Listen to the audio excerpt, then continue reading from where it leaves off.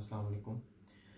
अच्छा स्टूडेंट्स, हम लोगों ने एक कोशिश स्टार्ट की अपनी कि हम जो नाइन्थ और टेंथ की जो बच्चों के प्रॉब्लम्स हैं उनको देखते हुए, मैथ्स के जो इश्यूज़ हैं उनको देखते हुए हम लोगों ने एक सीरीज़ स्टार्ट की है यूट्यूब पे कि हम लोग हर क्वेश्चन का एक सॉल्यूशन प्रोवाइड करेंगे। तो सबसे पहले जो हमारे पास जो चैप्टर है वो चैप्टर 1 है, मैट्रिसेस एंड डिटर्मिनेंट्स। तो उसमें जो क्वेश्चन नंबर 1 है एक्सरसाइज 1.1 का, उसमें हम लोगों ने ऑर्डर ऑफ अ मैट्रिक्स निकालना है।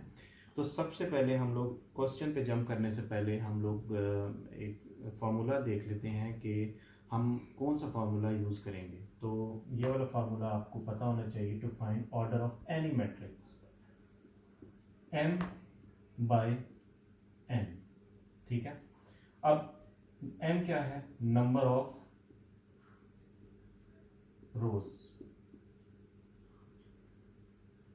और n क्या है? Number of columns. अब मैं आपको बताता चलूं कि कॉलम्स क्या होते हैं और रोज क्या होते हैं। रोज होती हैं हॉरिजॉन्टल, रोज हॉरिजॉन्टली ये होती हैं, और ऊपर से नीचे जब भी हमारे पास कोई लाइंस होती हैं या हमारे पास एलिमेंट्स लिखे होते हैं तो हम उनको कॉलम्स कहते हैं। इसका मतलब ये in short, horizontal rows, horizontally कोई भी चीज़ ड्रॉ हुई हुई है तो हम उसको रोज कहेंगे। अगर वर्टिकली कोई चीज़ ड्रॉ हुई हुई है या कोई चीज़ मैंशनड है तो हम उसको कॉलम्स कहेंगे इन टर्म्स ऑफ मैट्रिसेस। तो देखें, अगर हम इसकी एग्जांपल लें 1 2 3 4, ठीक है, ये कोई भी एलिमेंट्स हो सकते हैं। यहाँ पे अगर मैं फॉर एग्जांपल माइनस लगा दूँ तो ये तब भी जो ऑर्डर है वो सेम ही रहेगा। अब देखिए यहाँ पे इसकी कितनी रोज हैं? 2, एक ये और एक ये। तो इस मैट्रिक्स का जो ऑर्डर है वो कहलाएगा 2 बाय, और रोज कितनी है? 2 ही, तो वो भी 2 ही कहलाएंगी। तो 2/2 इसका ऑर्डर बन जाएगा। तो अगर हम लोग क्वेश्चन को इसमें देखें, तो अगर हम लोग अपना क्वेश्चन देखें तो हमारे पास जो पहला पार्ट है वो है ए, इसका हम लोगों ने ऑर्डर निकालना है, और हमारे पास यहाँ पे एलिमेंट्स हैं 2 -5 एंड 3 एंड 6। तो यहाँ पे इसका ऑर्डर क्या होगा? ऑर्डर ऑफ ए, 2 रोज हैं। लाइकवाइज लास्ट एग्जाम्पल, तो इसका ऑर्डर आ जाएगा। इसमें जो सी पार्ट है, देखें जो क्वेश्चंस इजी हैं वो मैं नहीं करवाऊंगा, ताकि क्योंकि अगर मैं इसी तरीके से एक एक क्वेश्चन को करवाऊंगा जो कि इजी है तो वो फिर आप लोगों का टाइम बहुत ज़्यादा हो जाएगा, उसको वॉच करने में वीडियो बहुत लंबी हो जाएगी। लेकिन ये है कि ये तो ऑब्जेक्टिव के क्वेश्चन नंबर 1 और 2 हैं, ठीक है, तो इस वजह से मैं ये इनको गो थ्रू करवा रहा हूँ। अब इसमें देखें एक रो है, तो इसको यूँ लिखा जाएगा ऑर्डर ऑफ सी 1 बाय, और कॉलम्स कितने? 2, तो 1/2 इसके ऑर्डर आ जाएगा, ऑर्डर ऑफ सी। अच्छा, यहाँ पे अक्सर स्टूडेंट्स मिस्टेक करते हैं कि जब भी वो इस ऑर्डर को लिख रहे होते हैं एग्जाम में तो वो बस सिर्फ लिख देते हैं ऑर्डर इज इक्वल्स टू 2/2। तो बोर्ड के पॉइंट ऑफ व्यू से ये चीज़ गलत है। आप लोगों ने you have to call by its name, आपने उसका नाम बताना है, ऑर्डर ऑफ ए, ये एक प्रॉपर वे है, ठीक है।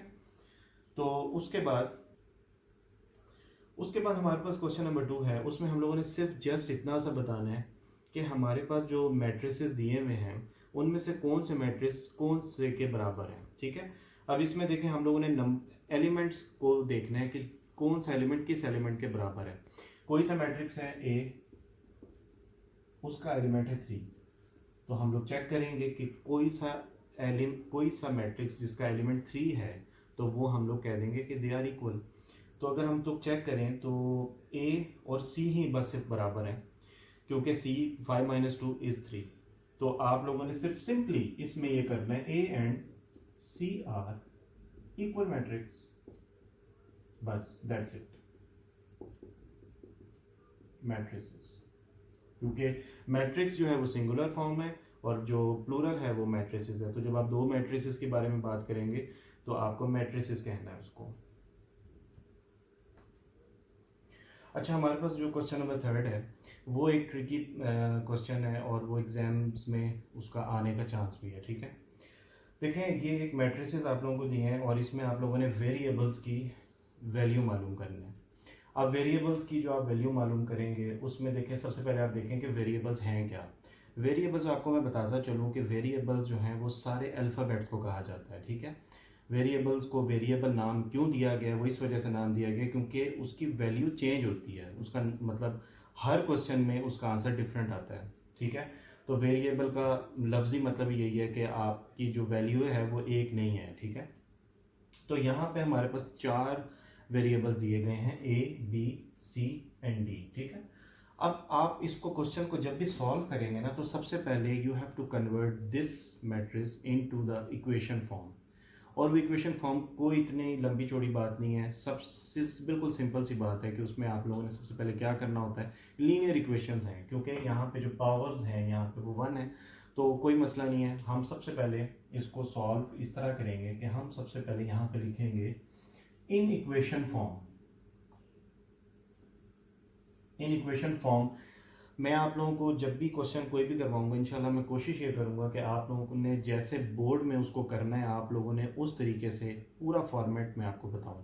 तो you have to write this line as well in your exam और जहां पे भी आप भी करते हैं, ठीक है। तो इन इक्वेशन फॉर्म ये बनेगा कैसे कि देखिए यहाँ पे ये फर्स्ट पोजीशन है इस मैट्रिक्स की जो कि लेफ्ट साइड पे है। राइट साइड पे जो पोजीशन है वो फर्स्ट पोजीशन ये है, तो आपने दोनों को इक्वेट कर देना है, इक्वल करके लिख देना है। सेकंड पे सेकंड के साथ, थर्ड को थर्ड के साथ, फोर्थ को फोर्थ के साथ, एंड दैट्स इट। ये इक्वेशन फॉर्म में कन्वर्ट हो जाएगा like this way, a plus C is equals to 0, one equation. a plus 2b is equals to -7, second equation. c minus 1 is equals to 3, third equation. And the fourth one is 4d minus 6 is equals to 2d. That is your fourth equation. अब देखें हम लोग उसूलन क्या करते हैं कि हम लोग स्टार्ट करते हैं इक्वेशन 1 से, ठीक है, लेकिन हम लोग यहाँ पे इक्वेशन 1 को नहीं फर्स्ट प्लेस पे लेंगे। क्यों? क्योंकि यहाँ पे मेरे पास फर्स्ट इक्वेशन में 2 वेरिएबल्स हैं और दोनों की जो वैल्यू है वो अननोन है। तो मैं डायरेक्ट जंप करूंगा ऐसी इक्वेशन पे जहां पे सिंगल वैल्यू मुझे मालूम करनी है, ठीक है, जो कि एक इंडिपेंडेंट इक्वेशन भी कहलाती है। दे बोथ आर डिपेंडेंट, ठीक है। ए की वैल्यू सी पे डिपेंड कर रही है, ए की वैल्यू बी पे डिपेंड कर रही है।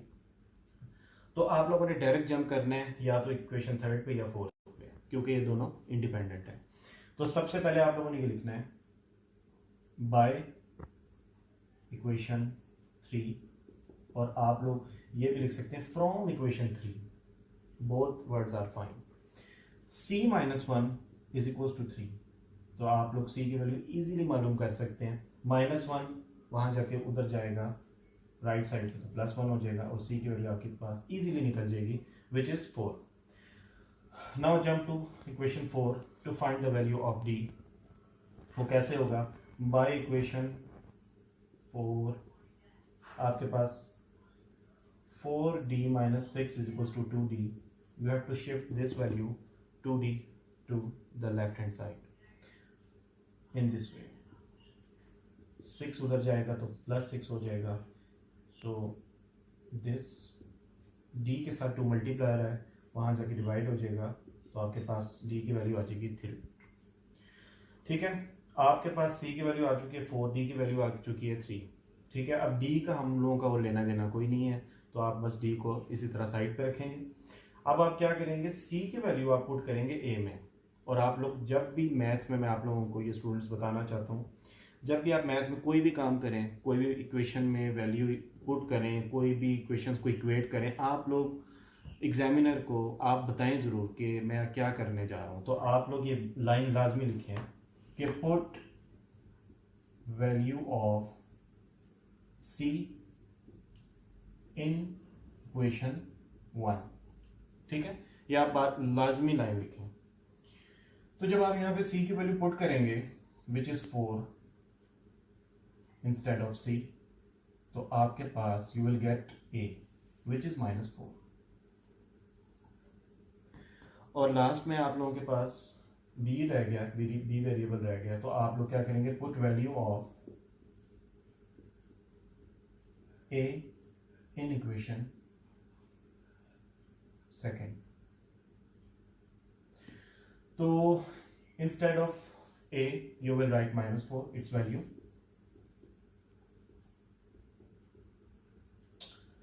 तो अब आपने ये करना है -4 वहां जाके +4 हो जाएगा, 2b अपनी जगह पे रहेगा, -3 2b, b के साथ 2 मल्टीप्लाई हो रहा है वहां जाके डिवाइड हो जाएगा। देखें ये भी सही है, b इज इक्वल्स टू -3/2 भी ठीक है, और अगर आप इसको डेसिमल में कन्वर्ट करते हैं तो -1.5, बोथ आर फाइन। ठीक है, यहाँ पे आप लोगों का क्वेश्चन सॉल्व हो गया, लेकिन आप लोगों ने जब आंसर लिखना है तो आपने उसको प्रॉपर वे में आंसर लिखना है। ठीक है, आंसर कैसे आप लोग लिखेंगे, a इज इक्वल्स टू क्या निकली वैल्यू a की -4, कॉमा डालेंगे, b is equals to -5 sorry -1/5, c की वैल्यू क्या निकली थी 4, एंड d की वैल्यू आपकी निकली थी 3। इस तरीके से आपने आंसर, फाइनल आंसर अपना लिखना है, और आई होप कि आपको जो सोल्यूशन है वो काफ़ी इजी लगा होगा। तो आप लोगों ने इस चैनल को फॉलो भी करना है, सब्सक्राइब भी करना है, और शेयर भी करना है अपने फ्रेंड्स के साथ। और इंशाल्लाह नेक्स्ट वीडियो में हम लोग एक्सरसाइज 1.2 पे जंप करेंगे, और उसके जितने भी कोशिश करेंगे कि जितने भी क्वेश्चन हम लोग एक वीडियो में प्रोवाइड कर सकें उनका सोल्यूशन प्रोवाइड करेंगे। थैंक यू, अल्लाह हाफिज़।